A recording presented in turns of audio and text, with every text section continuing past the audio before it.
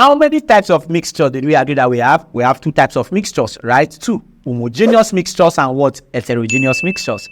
So we're going to look at them one after the other. Let's start with the first, homogeneous mixture. It's just like, for example, now, bottle of Coke, Coca-Cola, or a can of Coke. Is Coke mixture or Coke is compound? Of course, Coke is mixture. But what type of mixture is Coke? Homogeneous mixture. Why? If you carry Coke and you allow Coke to stand, do you now see sugar one side, water one side? No, it's not like that. Oh, it's not like that.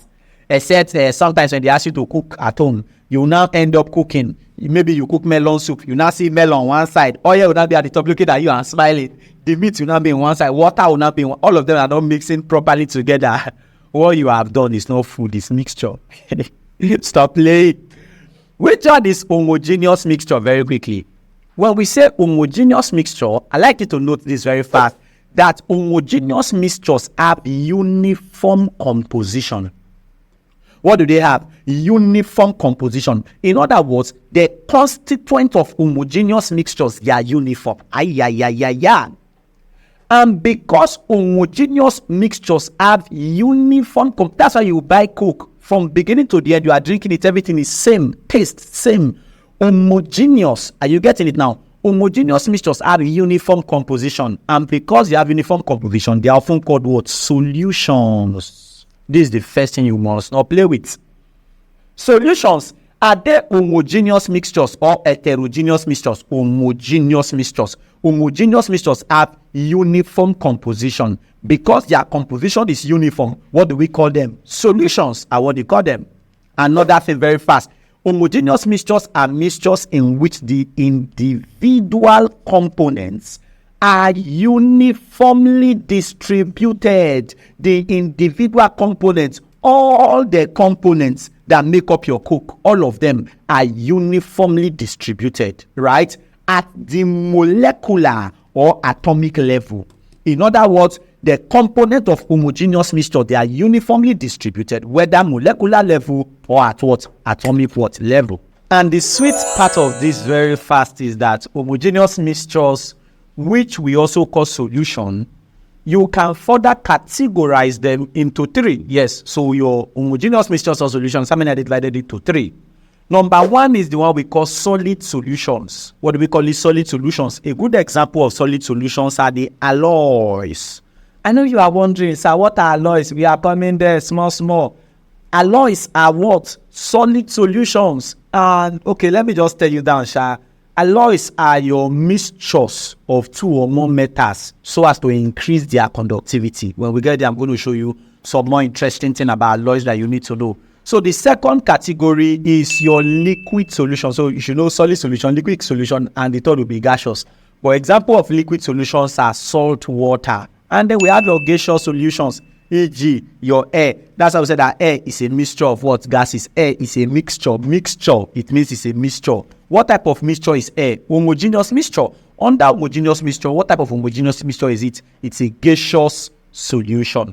So homogeneous mixtures are either solid solutions, liquid solutions, or gaseous solutions. Solid solutions, e.g. alloys. Liquid solutions, e.g. sea water, that's salt water now. Mixture of salt and water, that's your liquid solution. And then you have your gaseous solutions. If you catch that very fast, another thing you must know is this. Examples of your homogeneous mixtures, what do they include? Example include when you carry sugar and you dissolve it in water. That water will form sugar water, right? You know, the sugar we dissolve, you cannot say, hey, this is the sugar, this is water. No, all of them are mixed together to form solution. So sugar dissolved in water or salt dissolved in water is a good example of homogeneous mixture. Air is an homogeneous mixture, and we say that air is a mixture of what? Gases and brass. Brass is an alloy of copper and what? Zinc. That's what forms brass. As we go, I will show you alloys very fast, just and very quickly, and you're going to see it. So you have known everything about your what? Homogeneous mixture. Aside homogeneous mixture, there's what is called heterogeneous mixtures. The big question is, what are heterogeneous what? Mixtures? Very simple. Heterogeneous mixtures are popularly called suspensions. Come, I'll show you. Homogeneous mixture, homogeneous, what do we call them? We say they are called your solutions. But when you talk about your heterogeneous mixtures, what do we call them? They are called your what? Your suspensions. So suspensions are heterogeneous, solutions are homogeneous mixtures. And these homogeneous mixtures that we call, and heterogeneous mixtures that we call your suspensions, they have non-uniform composition. The big question is their composition. Are they uniform or they are non-uniform? Non-uniform. The one that is uniform are homogeneous mixtures, but heterogeneous mixtures are non-uniform. And because they are non-uniform, what happens? What happens is that the mixtures, right, in which individual components are visibly distinct. For example, you carry your bowl, your normal bowl, you carry the bowl, and then you add water. Then you now come and add your gari, and then you now add granules, floating berries. Then you now come and add sugar, which is your sweetener. You add it to it. Now the big question is, what have you done? Is that homogeneous mixture or heterogeneous mixture? That is heterogeneous mixture. Why? Because it is a mixture in which the individual components are visibly distinct. In other words, you can see with your two eyes that, men, this is different from this. That's heterogeneous mixtures. And they are not evenly distributed throughout the mixture. But in homogeneous mixture like Coke or Fanta or 7-Up or Sprite, they are what? Distributed uniformly throughout the mixture. Are you getting it now? So this is the cardinal difference between homogeneous mixtures and what? Heterogeneous mixture. But also, you must know that examples of heterogeneous mixtures, what are they? A good example is your salad. I know you love salad. Anywhere they see you on salad, 5 and 6. Salad now is a combination of various vegetables, your normal different things that you chop. Cucumber, cabbage, carrots. You slice all of them. Then some of you now add maize. If you like, add more into your own. Another one is your bowl of cereal. Your cereal with milk. That's what? Heterogeneous mixture, or a mixture of sand and water. Your sand and water, of course, now how is that heterogeneous what mixture? Get that very quickly with me. What are the examples of mixtures expected of us to know for this exam? Can we rock it together? Yeah, let's go. Examples of mixtures, they include the following. Number 1, air is a mixture of gases, right? What are the things that you see inside air? Number 1 is called nitrogen, 78%. If they give you an exam question, which component of air acts as diluent? Please, what is the answer? Nitrogen is the component of air that acts as diluent. When we get to air, I'm going to treat that to you very, very fast. You're going to see it. So nitrogen, N2, 78%. The next is called oxygen. Oxygen is 21%. And you know that oxygen is the component of air that supports burning or combustion. What percentage? 21%. That's it. Nitrogen 78, oxygen 21%. Another is called argon. Argon, 0.93% is your argon. And this argon, you know, is a component of your rare gases, right? Yes, that's how we say rare gases, about 1%. But argon there is the major component of your rare gases that you have in air, and that's 0.93%. Then we have another called carbon dioxide, or your carbon dioxide, 0.03%. If you see this in the exam and you fail it, I will look for you to your house. I will look for you to your house. Nitrogen, how many percent? 78%. Oxygen is how many percent? 21%. Argon, which is your rare gases, right? And I said it's about 1%. And argon there is 0.93%.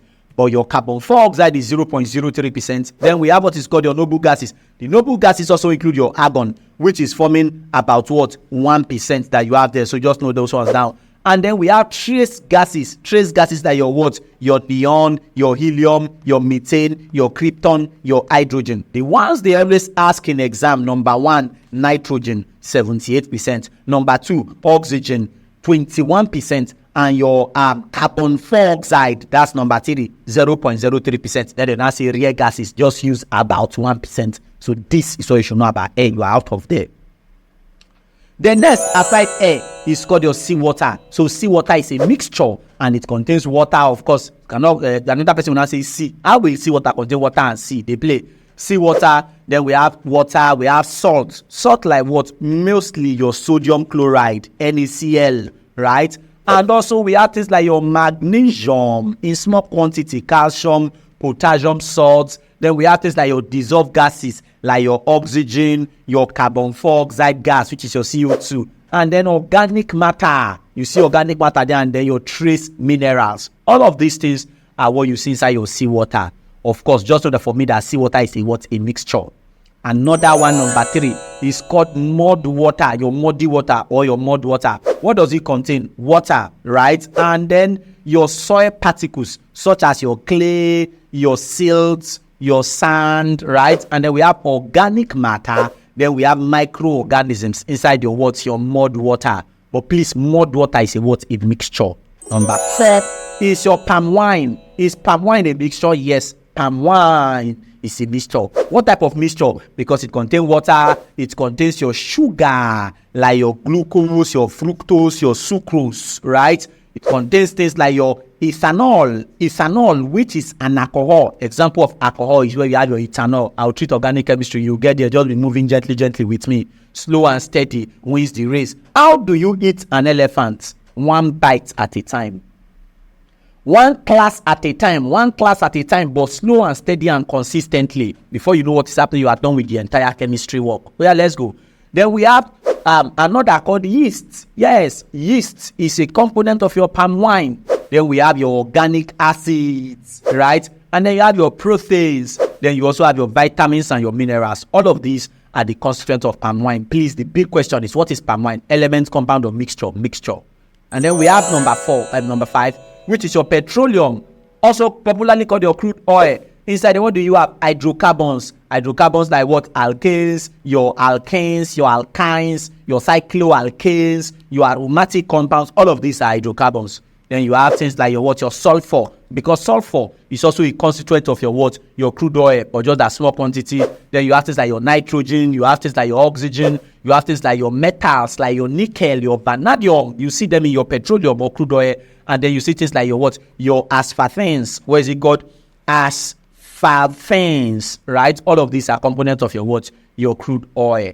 Then we also have your clay. Let me ask you, is crude oil a mixture? Yes, petroleum or crude oil is a mixture. Then we have clay. This one is a constant jam question. What is clay made up of? The big question is, what is clay made up of? It is made up of aluminosilicate. Aluminosilicate. Constant exam question. And it includes things like your what? Aluminium. You see things like your silicon. That's why it is aluminosilicate. You see things like your what? Your oxygen, as well as hydrogen. Listen, not that you now sit in exam and tell me that you forgot. Aluminium is part of clay. Silicon is a component of clay. Oxygen, and then what? Hydrogen. Aluminosilicate. Aluminosilicate. Right? And then we now have things like your blood. Blood is a mixture now. What will you see inside blood? Of course, blood will contain your red blood cells, which are the erythrocytes, your white blood cells, leukocytes, and your platelets, thrombocytes. So you know that all of these are blood cells, right? RBC, WBC, and platelets, which are the thrombocytes. Then you also have things like your plasma. Inside plasma, that's why you have things like your water, your protein, your electrolyte, your hormones, your gases, your nutrients, your waste products. All of these are inside your what? Your blood plasma. That's why we say that blood is made up of your blood cells and your blood plasma. Inside blood cells, there are 3 of them. Red blood cell, white blood cell, blood platelets. All of them are what? Mixture. If you put them together to form blood, that's your mixture. And then we also have your soil. Soil is a mixture because soil will contain your minerals. Like your what? Of course, you see your clay, your silt, your sand. You see things like organic matter, which is your humus. And you see things like your water inside your soil. You also see things like your air, right? You see things like your microorganisms, as well as nutrients like your what? NPK, nitrogen, phosphorus, potassium. That's why they say, what do you use as fertilizer? NPK 15, 15, 15. NPK, nitrogen, phosphorus, and what? Potassium. Soil is also a mixture. Just be writing the mixtures down so that you should be knowing them. And then we have things like your what? Concrete. Concrete is a mixture because inside concrete you see your cement, you see things like your water, you see things like your aggregates of your what? Your sand, your gravel, your crushed stones, right? All of those, you see builders now that they start to mix concrete together. You see things like your what? Admixtures, whether you call it admix or admixtures. Right, it's also optional. That one is optional. It contains things like your what? Your accelerators, your retarders, etc. All of these are components of your what? Your concretes. And then you have a mixture like what? Your brine. Listen, chemistry, you always come across brine. What is brine? Brine is your water plus concentrated NaCl. Your water that is dissolved in concentrated sodium chloride. What will it form? It will form brine. Did I just say water and sodium chloride will form brine? Water in concentrated HCl, what is it going to form? It's going to give you your what? Your brine. Don't forget that that's a mixture. And then we also have iodine tincture or tincture of iodine. What is iodine tincture? Iodine tincture is what? A mixture of iodine in ethanol. Oh, iodine in ethanol. What will it form? Iodine tincture. Iodine in ethanol, iodine tincture, plus little quantity of your water. Is it much water or little quantity of your water? What will it form? Iodine tincture. Then we have another called milk, right? Some of you like milk too much. Milk will contain things like your what? Your water, your protein, your casein. Casein is the protein that you see in your milk majorly. You see things like your fats, things like your lactose, and lactose is lactose sugar now. Then you have things like your vitamins as well as your minerals such as your what? Your calcium. You know, your milk help in your bone development. That's why you have calcium there, as well as your what? Your phosphorus, but more of calcium is what you see inside your milk. And then your enzymes, all of these are things you see inside your what? Your milk. Milk is a mixture. Then we have another mixture like your what? Your urine, pee, urine, wee. Urine is a mixture. What does urine contain? Contains things like your water. Another is your urea. Your urea is a component of your urine. Then you have things like your what? Your creatinine. Creatinine is a component. Then you have things like your electrolytes, such as your sodium, your potassium, your chloride, ions. All of these guys are electrolytes. And then you have your uric acid, as well as other metabolic waste products. All of these things are component of your what? Your urine. So don't forget that your urea is inside urine. Uric acid is also inside your what? Your urine. And then we have another mixture like Coca-Cola. Coke is a mixture. Yes, your Coca-Cola is a mixture. What do you have inside your water? You have things like your carbon dioxide or your carbon dioxide that helps as the preservative, right? That preservative, there's what is serving as a carbonation, which is your CO2, as well as your high fructose corn syrup. Your syrup, such as like your sucrose now, is inside your Coca-Cola. You have things like your caramel color, E150D, that's what they have there. Just know that Coca-Cola is a mixture. That's what I want you to know. But just know the components. Your phosphoric acid is also there. You have things like your natural flavors, like your caffeine. You have things like your that's your caffeine now. Hey, caffeine itself is there. You have things like your citric acid. All of these things are components of your what? Coca-Cola. And then your rubber latex is a mixture. Don't come and tell me that I forgot. Rubber latex is a mixture. Rubber latex is a what? A mixture. Because it contains your water. It contains things like your natural rubber particle, which is your cis-1,4-dipolyisoprene. What is the natural rubber particle in your rubber latex? Your cis-1,4-polyisoprene is what you have there. And then we have things like your proteins. Then you have your fatty acids as well as your resins. All of these guys are inside your what? Your rubber latex. Then you have your vulcanizer solution. Oh, your ear. See, I gave you a prime. I gave you iodine tincture. Now, vulcanizer solution. These are constant questions. Vulcanizer solution is your rubber solvents. You know your rubber solvents now, which are usually volatile organic solvents like your benzene, your toluene. Just know that your rubber solvents that contains sulfur. Sulfur mixed with your rubber solvents is what is forming your vulcanizer solution. So sulfur is an important component of your vulcanizer solution. So sulfur or other vulcanizing agents, but majorly what do we use as a vulcanizing agent? Sulfur, right? And then we have accelerators. Accelerators are chemicals that from the name now accelerators, they speed up the vulcanization process, right? So why do we use sulfur in your vulcanization process? So as to harden the rubber, to harden it. That's why we are using sulfur. So sulfur is a vulcanizing agent. Don't forget that. And then we have what is called, oh, very lovely. Don't forget this. We have what is called your alloys. Alloys, they are mixtures. And then your ores, which are also what? Mixtures. So your alloys as well as your ores. What are they? Mixtures are what they are. If you get this very quickly with me, I like to pause here a bit. Please, all the mixtures I've given you, they are 18. Write out all the 18 as I see you now. List all of them out. Don't tell me that I know it. It's inside my head. write all of them. You must not necessarily put what each and every one of them contain, but just write all the 18 for me now.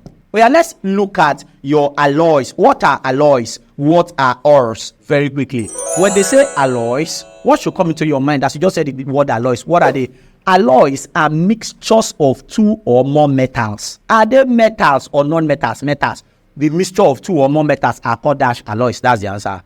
Or the mixture of metal and another element. It can be another element, but there must be a metal there to achieve desired properties, such as what? Increased strength. Probably you want what you want to get to have strength or durability. It should last longer, or resistant to corrosion. Because if you use only iron, for example, iron can rust now. Sure, you get it now. That's why we now add another thing to like your iron to produce alloy. Are you getting me? And then alloys are human-made. Alloys are what? Human-made. They are man-made. And they are produced through the process of melting and mixing the constituent elements in specific what? Proportions. That's how you give birth to your alloys. So aside alloys, we have what is called your ores. What are ores? You know, alloys again. Alloys are the mixtures of what? Two or more metals, or a metal and any other what element, because you want to increase conductivity or strength or durability or resistance to corrosion. When you talk about ores are impure form of metals. Impure form of metals are what? Ores. Metals that are not pure in their crude state, what do you call them? Ores. And they are usually natural occurring rocks or minerals that contain metals or other valuable what? Elements. And of course, now as you are extracting them, what are you extracting? You are extracting your ores. And they contain a significant concentration of the desired elements. For example, there is of iron, of aluminium, different things, and their ores. I'll show you shortly. And then it is that extraction. Now, when you extract them, you now refine them. That's why you now see their economical value. You see real tangible value in them. Don't forget that ores are raw materials obtained from the earth through what? Mining. How do you obtain your ores? Mining. Are they artificial, man-made, or they are natural? Natural. They are natural resources. That's your ores. But alloys are what? Man-made. If you get this very quickly with me, guess what? In the next class, I'll see you there. And that's lesson 4. And in that lesson 4, I'll tell you some lovely stuff about your alloys as well as your what? Your ores. See you. Bye-bye.